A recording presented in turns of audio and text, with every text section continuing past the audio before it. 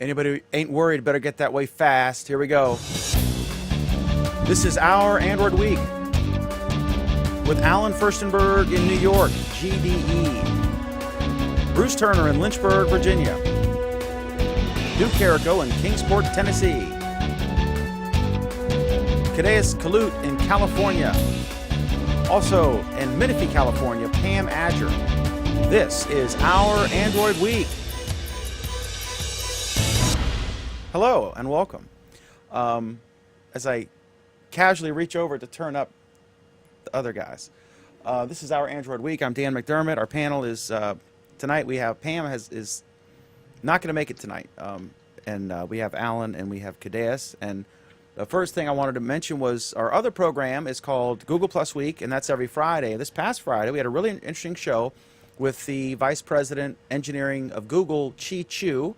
He is the Kirkland, Washington, and Seattle site commander, site lead, and he's in charge of Google Hangouts and does some stuff with Chrome and the Chrome side of Chromecast. And when I say Hangouts, I mean all the different parts, Hangouts on Air, the video calls, the messaging, all that stuff. So he's in charge of that, and he did a Q&A. It was about over an hour with him, and it was great. And any of you guys could have asked questions, and he answered them, and he's a wonderful guest. So please check that out. Just look at my stream or Google or Bing, Google Plus Week, Chi Chu, and look for the latest one because he's been on the show several times. So that was great, and thanks to Chi for coming on the show. Okay, so next I wanted to talk to Alan briefly. Alan, you Dan? We mentioned that you were a Google GDE. Google developer expert for Google I thought Glass. it was extraordinaire. It's expert. It is expert, yes. But it could be either. Either's plausible. And he was you were named the first GDE for Glass, and you're the only one. So of the thousands, so far I'm the only one. Of the thousands of Glass developers, you were the. Just kidding. So anyway, you have a new app that just came live today, and it's not really an Android thing, but tell us about it, and tell us where folks. I know you're going to demo it at the end, but tell us just in general whatever you want to say and where folks can find it, because I think it's noteworthy that your app went live today. Sure. It is some glassware that is available for those of you who are part of the Glass Explorer program. Available today in the My Glass site. It is called Voodoo, V-O-D-O. Look for the red and yellow V. What Voodoo lets you do is it lets you exchange files between Glass and Google Drive, so you can take pictures, dictate text, and it will show up in a folder on Google Drive. Or on Google Drive, you can drop a picture into a folder there, or a document or a text file, and it will show up on Glass. So it's a two-way control of your files. Easy way to see when files are put into a folder. You can collaborate with others because these files and folders can all be shared amongst other people. We think it's a great way to kind of integrate Glass as part of your workflow, and we think it's going to be a hit because of this. Is it sort of like the auto upload feature in Plus, but instead of No, because unlike auto upload, you need to still explicitly share it with your folder. So after you take a picture, if you want to share it into Drive, you can say, go ahead and share this with my Drive folder. Which could theoretically have other people who had access to it, so it saves you the step. On Plus, you'd have to go into Plus, not in Glass, but on something else, and you'd have to explicitly share that. And it's kind of a hassle. But it's a protection, right? So you don't inadvertently share a picture publicly or that you don't want to. What we see a lot of this is for just routine integration of your workflow. So if currently, for example, we see people who are taking a bunch of pictures, dictating a bunch of notes, they can then collect all of these into a folder, and when they get back to the office, put them all together compiled into a single report. So it becomes a way to do things that you're currently doing, taking pictures, taking notes, doing them easier with Glass, and integrating them into the things you're already doing. Okay, cool. And that's and where can people go to find this? You can either find this at vodo-list.com. That's voodoo-list.com. or the glassware is available in the My Glass page. Okay. Are we going to see a Prisoner app? That's a killer domain. I'm just saying. Maybe for people want to sneak things in prison, you could develop an app for that. All right. So our first actually related topic, we're following the what's it called? What's the theory? The constant, the Wadsworth constant on this program. We're finally a third of the show. We're going to get to an Android topic. Now that we've done our formalities. So we got some numbers that came out just recently, and I see that 195 million tablets sold in 2013, with Android taking nearly 62% of that market. And it's the first time that more tablets, in 2013, more tablets running Google's software were sold than those running iOS. So there's some neat charts here. This is a GigaOM article. You should check it out. This was inevitable. There are a bunch of different companies, and I don't even think this took into account the Kindle Fire, which arguably runs Android. It certainly runs a fork of Android. This is, I think this is, we're going to see a bigger gap as emerging markets start buying more tablets, as their economy, we see a robust rise in their economies, and we're seeing a lot of Android tablets that are a lot more affordable than iOS tablets, the iPads. What are your thoughts on this? Kadeas, why don't you go first, since Alan and I have bored everyone by now. All right. So as Android, from my perspective, as Android continues to make more tablet-ready apps, because of the low cost, more people would actually purchase it. So, I mean, it's a low cost, and now the apps are actually looking like they belong there. So I can see this happening. I've kind of predicted that this would happen over the course of the last 2 years. So it's doing what I thought it would do anyway. Okay. Alan, what are your thoughts? No big surprise. It's great to see people recognizing we're getting this, but it's no big surprise. Like I said, I've been predicting that this was going to happen over the span of the last 2 years anyway. So. Okay. All right, and then actually, Alan, let me switch. Let me take our fourth. Just ask. Go for it. Okay, so there's another neat thing, and the headline here. This is a Verge article. 4K gaming is coming to an Android tablet near you, and it's very good. And this article shows an example. I guess it's Snapdragon. Qualcomm's come out with their 805, and they created a demo tablet with the consumer level of 4K. By that I mean 3840 by 2160, basically 4 times HD, twice as wide, twice as tall in pixels. And I say consumer because cinematic 4K is a little bit wider, but this will match the television sets. And I've heard, I heard yet again somebody said 4K is completely irrelevant unless you have a large TV, and I don't buy that, because I remember at I don't know what show it was, CES or whatever, that these guys are falling over themselves looking at these things, and they don't necessarily have to be gigantic. Yeah, but Dan, listen to what they said about this tablet. Okay, they said that although this tablet was running a display and a processor that can handle 4K, the apps themselves couldn't. So you were seeing the exact same thing that you would see on a tablet with only a quarter of the resolution. So you were seeing nothing different. The only thing this was proving is that it could handle the frame rates.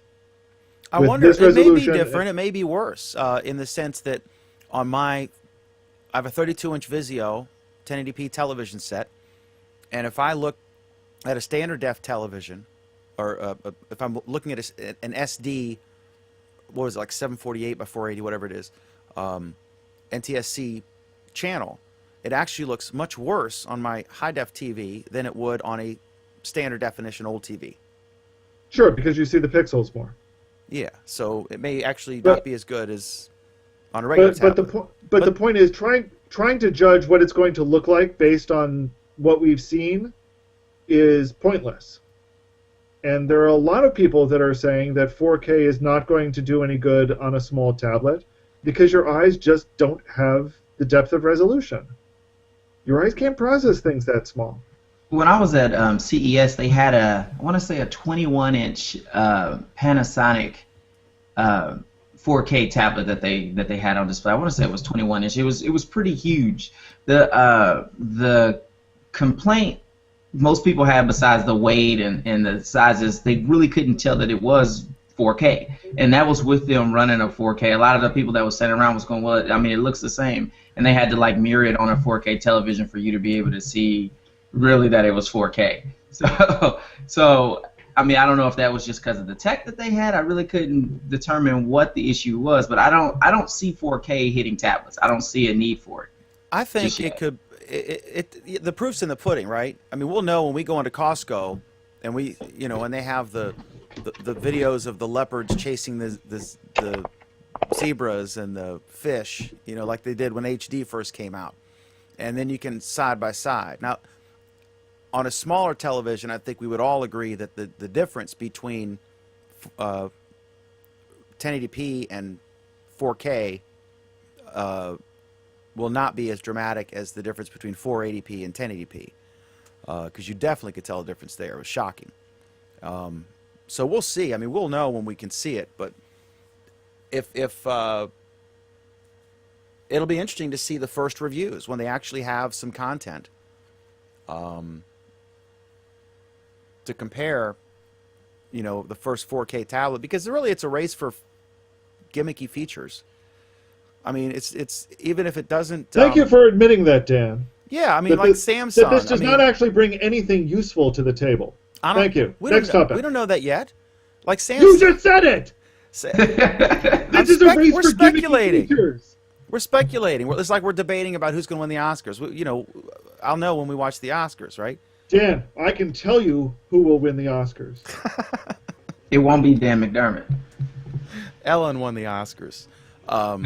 As a quick 10-second aside, what'd you guys think? I thought she was fantastic. It was great. Did you guys watch? I don't have television, so I didn't watch it. I was hungry. I wanted a slice of pizza. Okay. Did you enjoy it? I thought she was fantastic as a hostess. I didn't like the dig hungry. against I want a slice of pizza. the Liza Minnelli dig I thought was a little much, but other than that, I thought Ellen was great. Very funny, classy. I think I tweeted, edgy, funny, and classy are hard to do, but Ellen pulled it off. Okay. The Liza Minnelli thing was a bit over the top, but she was classy. I mean, you can't. Next subject, Dan. You can't judge Nixon just on the impeachment. Next up is a teen leaks. This is just sort of gossipy, really, and interesting. It's not really about the phone, because the phone doesn't appear to be that dramatic, although I guess it has two cameras. A teen leaks unreleased HTC One successor, and HTC is not amused. There's a video here you can see. I'm not going to play it because God knows what YouTube will do. They'll freak out. But so he leaks. He got his hands on the new phone, and clearly it was the new phone. And so this guy, I guess Roshan, I don't know how to pronounce his last name, John Cattell. He did it's about a 12-minute review of it, and this guy Jeff Gordon, who is the PR communications director for HTC, said we tweeted to him, we have the IMEI, the what is it, the serial number of the phone, and all other info will be in touch. And then he said it's a fake phone.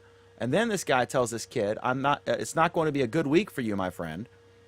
And he says, hello, or whatever. And then I guess this other guy deleted the tweets. So, I don't know. This is kind of just interesting. What do you think? I don't know how he got it. I guess he must know somebody who works for him and had a demo unit. But I'm sure they're pissed. I guess they're upset because obviously you want to wait till the last minute so you can do your PR, and you don't want your competitors to have a jump on what you're doing. And also you don't want people to be reluctant to buy the existing product that's in the field for, you don't want them to all wait and then you have a bunch of unsold inventory. You tiny I stuff. think that's the real reason right there is that they don't want the extra inventory. They want to get that sold out. All the other stuff is little excuses. If I saw a phone a month before it was actually coming out and I'm Samsung, I'm not going to be able to rush and make something in advance before they finish if it was groundbreaking. So this story is one of those stories that's just kind of useless because there's no news. So right. I mean, this is irrelevant. It doesn't matter whether he leaked the phone or not. Why is this even a story? Like, I never understand these kind of stories. HTC isn't happy. Really? They're supposed to be jumping for joy? Like, I don't know. I don't like it. You're probably I not. don't like stories like this. You're probably not a big TMZ fan. No, not at all. I'm not. No. That's why I don't have television. Quick comment here from Tim. Oh gosh, what have I done? Well, now my thing's screwed up. Well, you shouldn't have done that then. I don't know what I did. I'm gonna have to edit the thing again. You talking about this one? You talking about this you know one? what? Yeah, Tim McCurry. It's only. Dan, about the Oscars, the host. Yeah, go That ahead. one? Yep. I guess the host tweeted a selfie to Twitter, so many requests crashed the server. Check the news. Yeah, I actually posted about that, Tim. It was. Yeah, she did it. That's one of our topics. We'll talk about that in just a bit. Man, why did you go to the comment this early? Because I want to encourage people to do comments. Are you trolling me tonight, Cadeas? I guess so. All right. I've had an exciting day. Okay, so obviously that was a loser topic. So anyway, the next up is Boeing. Boeing is making a spy phone that self-destructs. So apparently the issue is that the BlackBerry is not as doing well, and one thing they were really good at. A lot of people love their physical keyboards, but also their system was very secure. Remember that President Obama, that was the one phone that they said he could have. So more folks want to use an Android or an iPhone. So what Boeing is doing is they're creating this thing. What's it called? A black phone or something? And it's sealed with I guess some silicone or something on the sides. And if you try to crack it and break into it, then it deletes everything.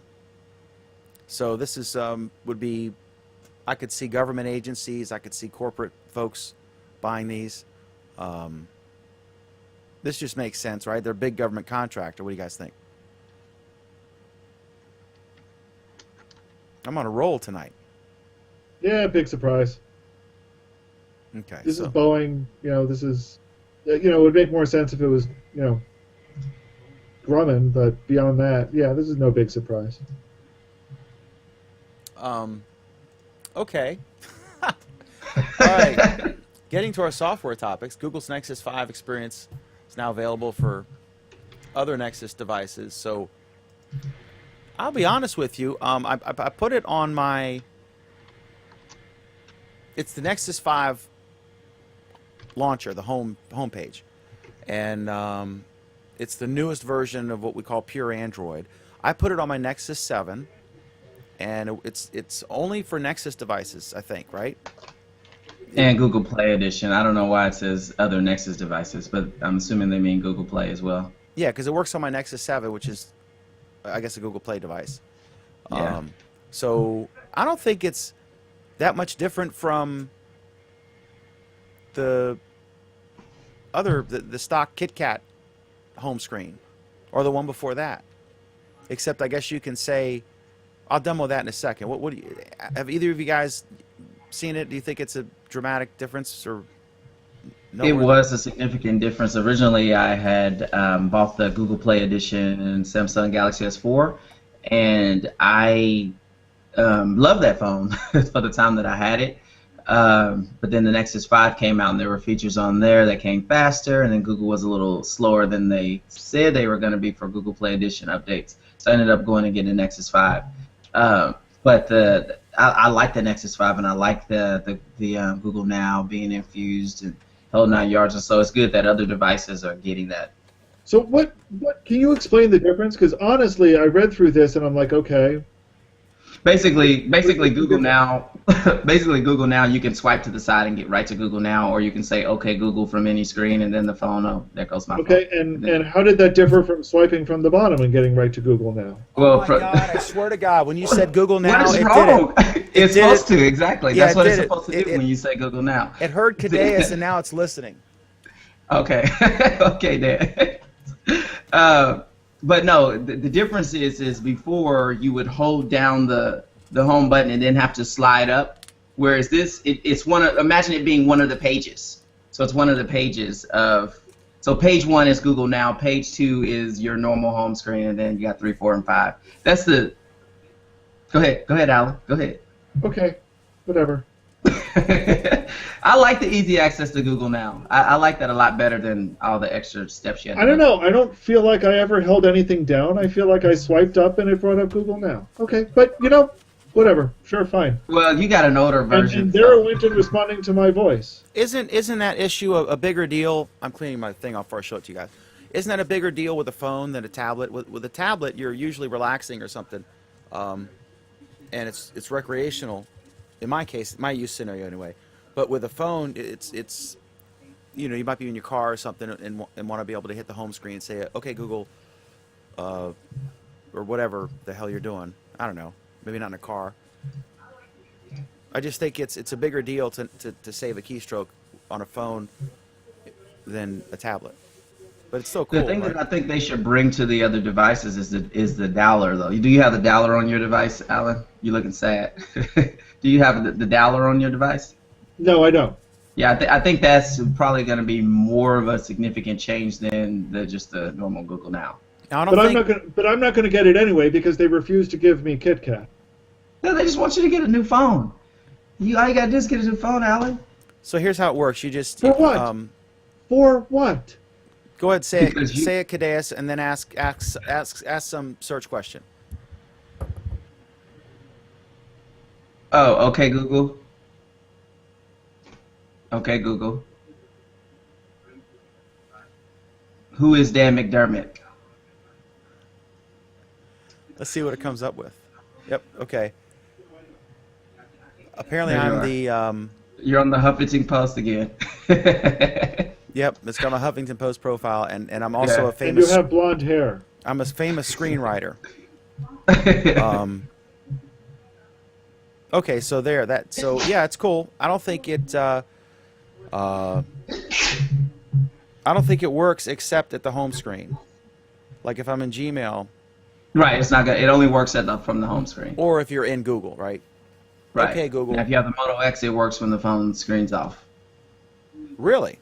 Really. Now I wonder if And that command's OK Google Now. okay Google, yeah, it doesn't work with the screen off. That would be Right. pretty sweet. Right. No, the Moto X does. Okay. And then we've got why the hell is this not working? I wonder what's going on. My comment tracker's not working right. Something's amiss. So All right, so next story, Dan. yeah, Thomas Milne says I stopped using home screens. The desktop just seems antiquated on a cell phone, maybe on a large tablet. Swiping up to use Google is fine. AOKP, what's that? Good day, I guess is what he's trying to say. Huh?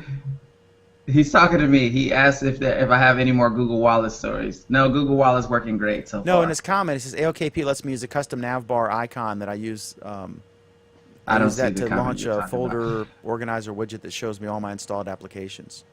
So anyway, okay. So I don't know what that means. All right, next up is Nokia X is hacked to run Google Android apps and services. And what's interesting about this is they don't seem to mind, but I guess it's designed to highlight Windows stuff or their services. As we discussed last week, Dan. Right, and so they've hacked it now.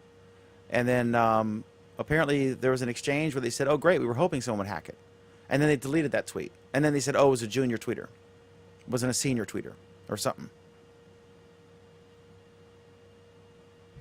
What do you think? Yes.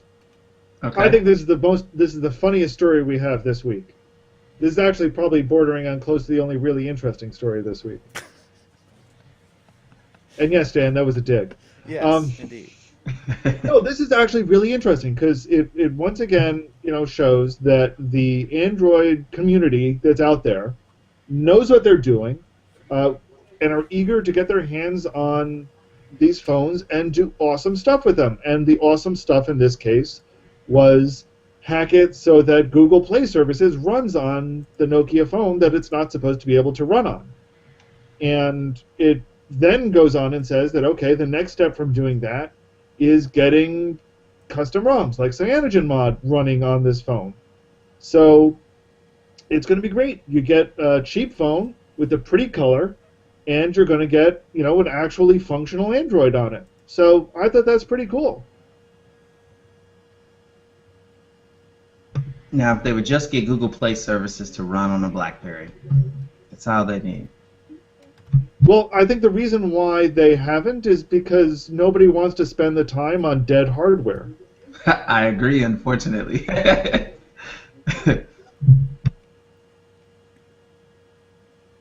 Okay, and Thomas explains that AOKP is the Android Open Kang project.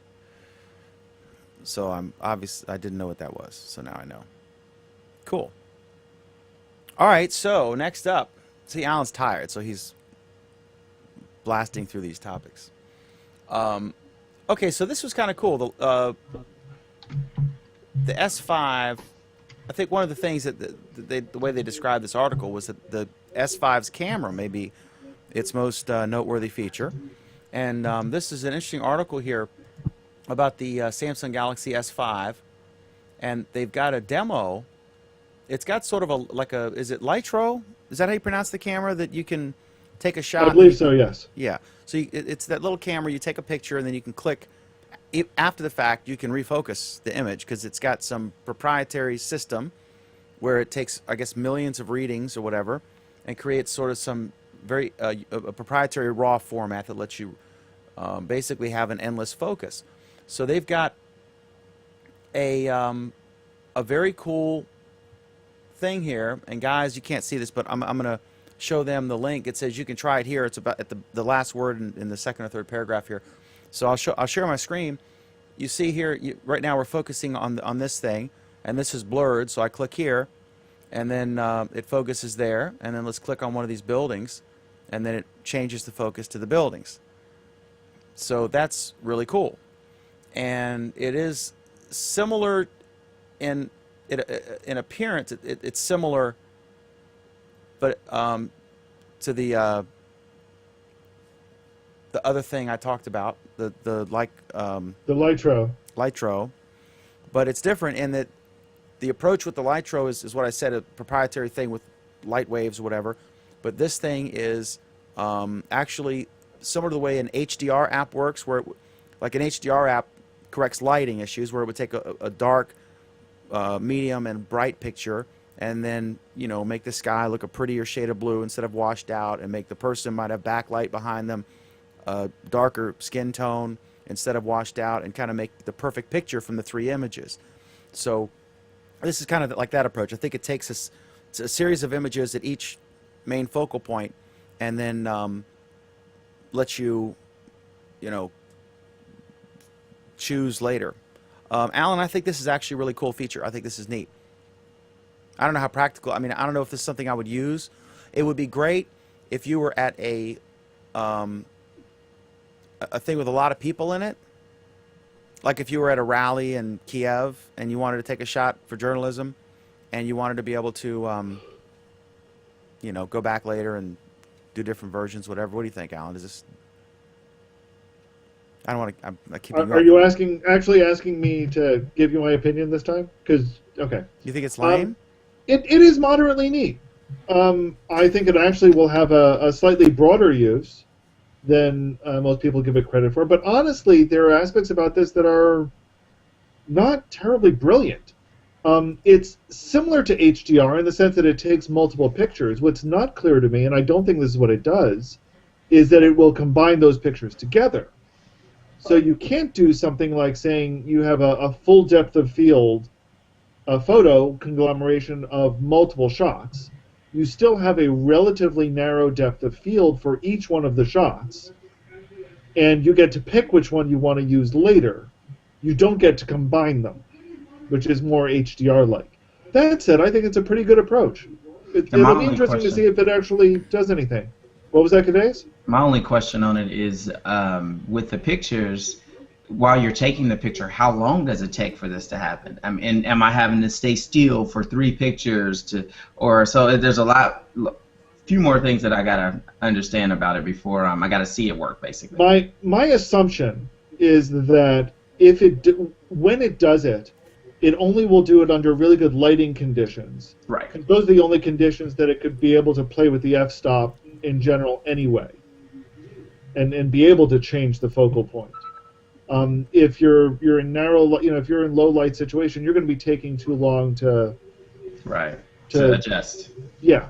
So I think it'll only work in well lit circumstances, but I think that'll be okay. Yeah, I think it's cool. We got some funny comments here. One directed at Alan. Inspector says it's an Lytro is an overpriced one-trick pony, and Tim says, "Is this a new format?" I don't know. It's the first I've heard of this specific thing, but the key thing is what Cadaeus said. That's the big issue. Like, are you gonna have to stand and hold the camera still for 6 seconds or whatever? So I don't know. HDR does a pretty good job if you have, because the phones are better. Mine does a pretty good job at image stabilization and it can do it without having to put it on a tripod. So I think it is definitely gimmicky, but I think it's actually a neat feature that I would play with for several minutes before likely never using it again. Like my stylus on my Note 2. Okay, so next is, this is definitely a topic for you guys. Google's going to expand its Android, the Verify apps security for apps after installation. So right now, it verifies them when you install them, and then now it's going to, and I guess this is retroactive for all apps. So this will be a Play Store update, Alan, because this is going to go back to, I think, Gingerbread and above. It's probably not. It's a Play Services thing, or possibly something that. No, how are they doing it? Yeah, it's a part of the Play Services update, so it's not directly related to the Play Store itself. This is just where they're going to be inserting it in as more monitoring code. So it's going to look through apps that already have been loaded, and part of it is that it doesn't even need to be loaded from the Play Store. It can be done through other side loading techniques or through other stores, and the verification feature should be able to catch these Trojans. How prevalent is that? Because I'm not aware of ever having a malicious app. It is not very common under things that you've installed from a reputable source, such as the Google Play Store, although it's been seen there too. Primarily, it's with apps that have been side-loaded or ones that are loaded from less reputable stores. So if it's sort of, if your buddy says he has a hacked-free version of some paid app and you get it, then those are just fishy. Okay. Any thoughts on this, Cadaeus? No, not really. Just sounds like it's a little mini virus scan type thing that's just trying to make sure stuff isn't there. It's kind of, I don't know, it's not a big deal. I hope it doesn't slow you down, right? Like every time you use your phone, it scans every app. I mean, can you imagine? No, I shouldn't be doing that. I don't think so. DOS 3.0 or something. Okay, so there we go. Okay, so next, there was this article I thought was kind of trollish, or it was a video from the Wall Street Journal. Smartphone innovation reaches its peak, and their argument was kind of like what we've been talking about the whole show. There's no incredible thing. The argument of the video was, and I understand the point, I don't necessarily agree, but there's no dramatic new thing. and that is all these little gimmicks and incremental things in a race because there's not much more to innovate with a phone, or at least on the short-term scale of these updates. And there's a race to the bottom of the price sector because the real growth strategy, the growth potential is in the emerging markets. And so that's why Android's taken off, because you can produce an Android phone for whatever price point you choose. And this is Craig's argument, that he has yet to see an Android phone that can match the quality of his iPhone as far as physical hardware. And That's what? That's not what this. no, he's saying that the innovation that they're done innovating. Okay, Dan. Okay. And he's saying okay. that the Android phones that it's a race to the bottom, and that they're not going to have any innovative features because they're all about price point. Go ahead, Alan. What it is Or go ahead, Cadeas. Alan. Go ahead. No, go Cadeas. What it is that everybody's expecting some groundbreaking, life-changing feature with every iteration and every release of every piece of technology that's out. And we can't have that. We only have that once every 5 to 10 years usually, where there's something groundbreaking and life-changing and reinvents and reimagines things. But Apple, particularly Steve Jobs, put in people's head to expect this. And so everybody every year is looking for this great, amazing change. Oh, I want the next new phone because it's going to blank. And then when they go to whatever the stores or the Mobile World Conference, as this article talks about, or CES, they see mediocre changes or mediocre improvements, where I think one, it talked about dust and waterproof and how this was just not such a big deal. So really what it is it's just a high expectation that the customers are wanting that we're not actually getting. And so because of that, we say, oh, innovation's reached its peak. And that's not the case. It's not the case in the least. You know, it doesn't surprise me that this comes from the Wall Street Journal, a newspaper Exactly. that up until, what was it, 4 years ago, refused to print in color and didn't even have photographs. All they had were drawings and sketches. Okay, this is the Wall Street Journal, the pinnacle of low technology newsprint we're talking here.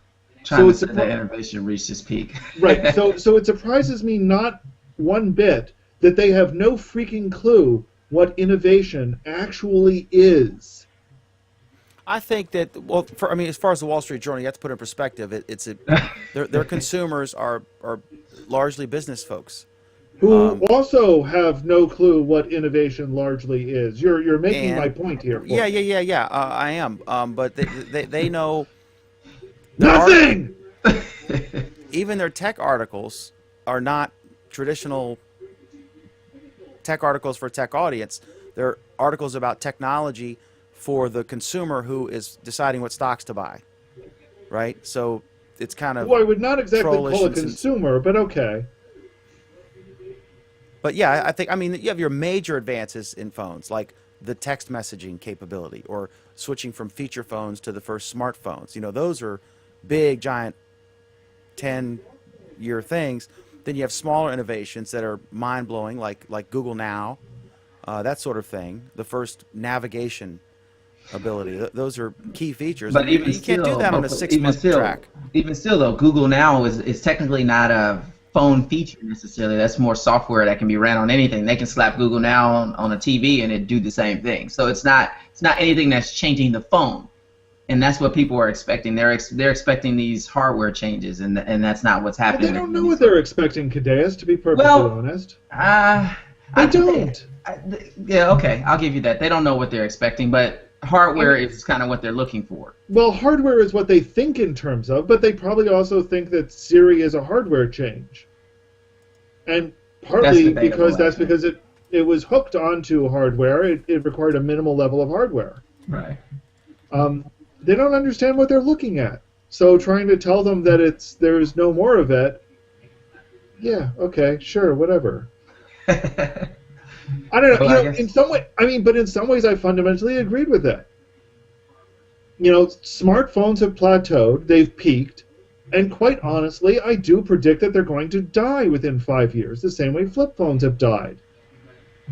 I do This- actually agree with that. The smartphone of 5 years from now will bear no resemblance to this small tablet that we carry around today. And I've said that before. A lot of the functionality could be what's going to replace it? A combination of wearables. Yep. Maybe not even a combination. So glass. I mean, I could see glass can perform some of the functions. Eventually, you might be able to actually watch a Netflix movie on glass. That's software, Dan. Right. It can do that now. It's just software. But you can't share it. You can't, like, three people can't watch it together. You can't show someone something. But I guess That's you could have a debatable. watch. They can do it in sync. Xbox did that before, where you could be watching a video at your house at the same time, at the same point, at the same place that I am. So I mean, it can be done. But I've said this before, and I'll say it again. You're going to have the right pieces of technology for the right things, not whatever happens to be crammed full of the technology, pretending to be the right thing, which is what you have with phones and tablets today. Okay.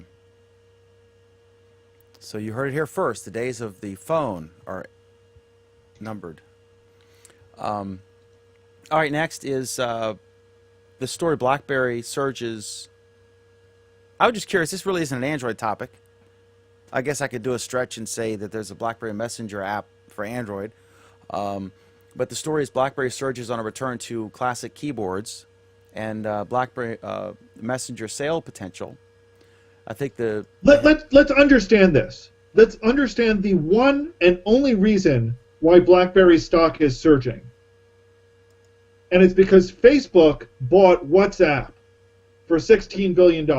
That's the only reason. Everybody is now expecting that somebody is going to buy BlackBerry for its Messenger app and pay a small, stupid fortune for it. That's it. That's the only reason why this stock has any traction right now. they have 84 million users to WhatsApp's 450 million, something like that.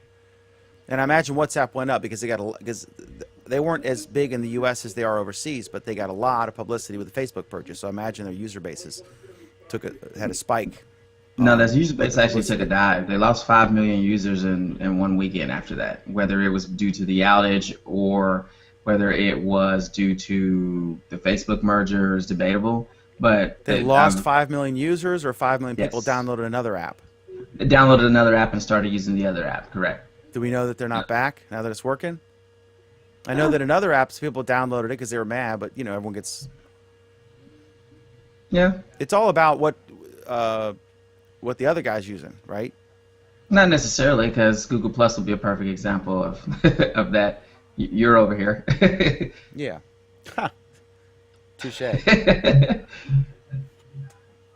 Okay, so I do like their keyboards, and I used Messenger a bit, but it was kind of like the criticism of Google Plus that we hear is that not everyone's on it, and a Messenger app is only useful if everyone you're trying to message has the app. And don't forget about the Typo keyboards. If you like their keyboards, they got some coming out soon for Android as well. So Very you can stoked. definitely get the BlackBerry keyboards on other devices soon. So Okay.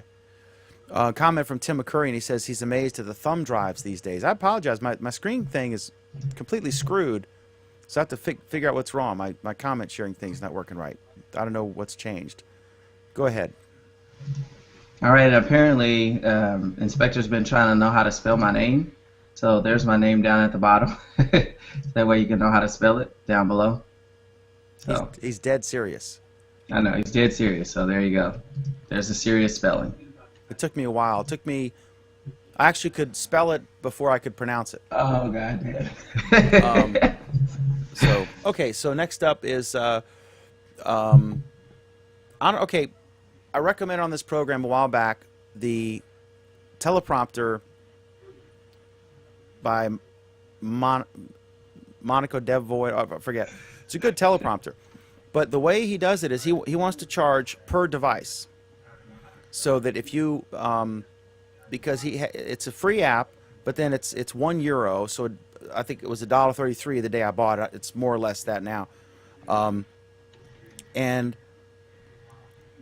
if you use it, you can get it to connect via Bluetooth. So you can have in your teleprompter, you can have a tablet or a phone, whatever. I mean, next to your cam, and then you can have it mirror. You got the controls on the phone, and then it's mirroring it, or you're controlling it, so you can scroll up and down with your hand off camera and look up and down, whatever, and some other features. But the key is this: he wants to charge per device. So instead of just buying in the Play Store, it's an in-app purchase. So what he said was, I noticed when my Android was updated on my phone and my tablet, all of a sudden it didn't recognize that I had bought it. So now I have to buy it again. And it's €1, so who cares, right? But it's just, I don't understand. He said reset the flag, and that when you update your operating system or the Android on the phone, that it wipes that flag out. Does that jive, Alan? Because I think you confirmed that that's the case, but why can't Google remember? I don't know. I honestly have not looked into it in detail. I keep meaning to and keep getting distracted by other more interesting things. Because I think Moritz said that was the case as well. But that seems like a logic. There should be a flag that says for this physical device. And if you upgrade your Android, it shouldn't reset all that. I mean, it does surprise me a little bit that in-app purchases get reset, or that in-app purchases could get reset, because that would seem there's a large class of applications that would piss people off for. So I'm a little surprised by it, but I wouldn't rule it out. And it may just be the way he's keeping track of who has purchased it and who's authorized for it. So I don't know. It surprises me, but I don't know. okay. You know Cadeus? I don't actually. I've never ran into this before. Like I said, it's €1. But if you multiply that, especially if you have a Nexus device, which you get not constantly, but frequently you get new updates, more so than with a phone that is on a 2-year plan. You get like 2 updates and you're done. Okay, so there we go. The most polite rant you've ever heard. Okay, so next up, this is a fun topic. Ellen DeGeneres did this tweet, but what was interesting to me is I was watching the Oscars. She did a tweet that it blew away the Obama tweet. I think he was like at 160,000 retweets or something, and or maybe I'm wrong. What the hell is it? It's I forget what his was. Anyway, his was 6 figures, and she did like over like 2.5 million with her selfie during the Oscars. She said, "Let's make this the biggest tweet ever." And what was interesting though is the product placement. She was Samsung's a major sponsor, have been for 4 or 5 years of the Oscars. I think in the last 5 years they spent like $24 million in advertising, and they had like 4 or 5 ads during the show. So she comes out in the beginning, and after a monologue, she says, "Well, I'm going to do a selfie and tweet it." And so she's holding her phone up, and it's like, this isn't obviously a phone, but she was holding it up, and she's like, let me get it focused, and you could see the big Samsung. It was a Note 3. She had a big Samsung logo on it, right? And she's doing all this stuff, and then she tweets, and then she did let's do the biggest tweet ever, and it was. So kudos to her. But I just thought it was funny that it was obvious product placement, because then later she tweeted something else, and she tweeted it from her iPhone, which is a real phone, right? So she had this beautiful brand new Note 3 she was using for the show. But I guess that's good marketing, and obviously for a company to pay whatever they paid, and to be mentioned in the story about the most retweeted thing ever,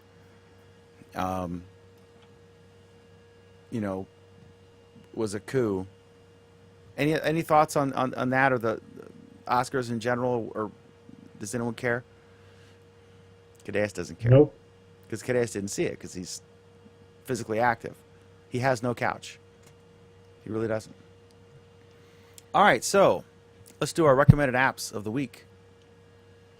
You're the only one that seems to have a recommended app of the week, Dan, and it also seems Oscar related, doesn't it? Oh boy. Funny it is, yeah. So I have, this is not an Android app, but I think it's funny because during the Oscars, apparently John Travolta tried to pronounce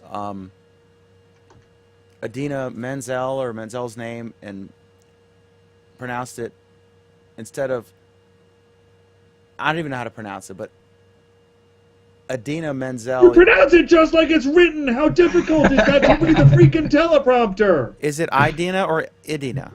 Either way, he messed it up, He changed it to Adele Dazeem instead of Adina Menzel. So which you can see just exactly how different, how close those are. right. So I'll take 2 of whatever Mr. Travolta's drinking. My grandma actually knew him when he was a little kid, so I can't troll him too bad. But anyway, so they have on Slate, they have this generator. You can Travoltify your name. So I'm going to do mine. Then I'll do Alan and Cadeas. You'll have a lot of fun with Cadeas. So my Travoltified name is Dean McGeezled. So how do you start over? Dan, this is your app. You're supposed to be able to teach us. I know we need an Android. I looked for an Android version. They don't have one. I mean, this is a gimmick and stupid, but let's see. Alan Furstenberg.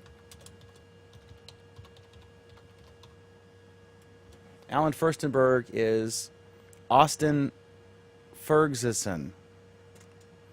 And then we'll do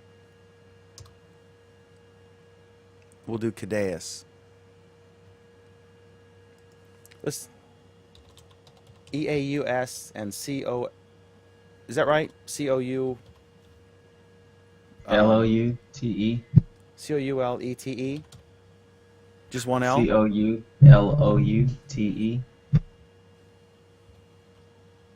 Okay.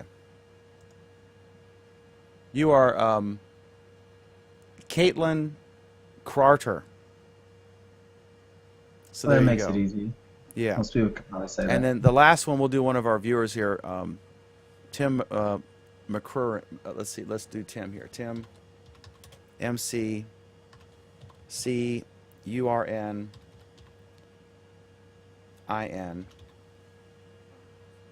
Let's see what he is here.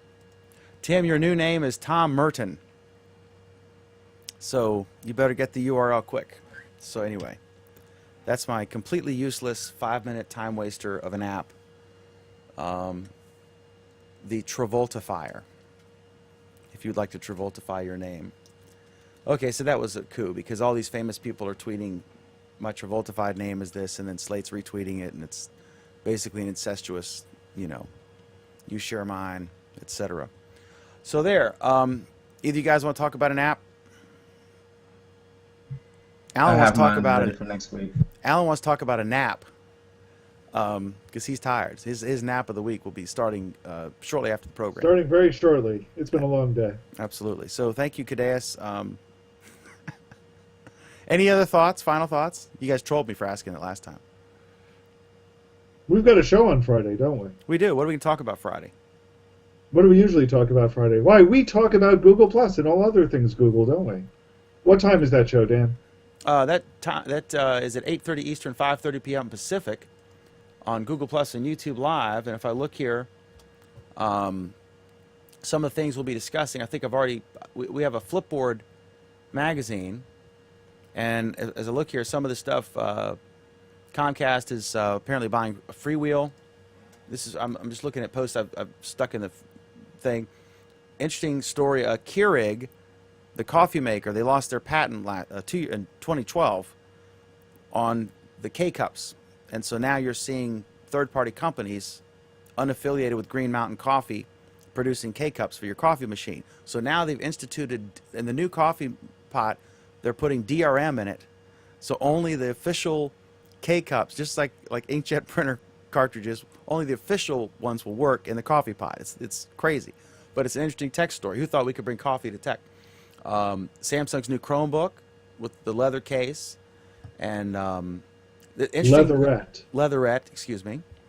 And then this interesting story about Twitch plays Pokemon, and apparently like over 1 million people playing literally a single game, a single session of a game, and they could all simultaneously do controls and stuff. And hopefully Alan can translate that into simple sentences for me so I can understand. But I think that's really cool.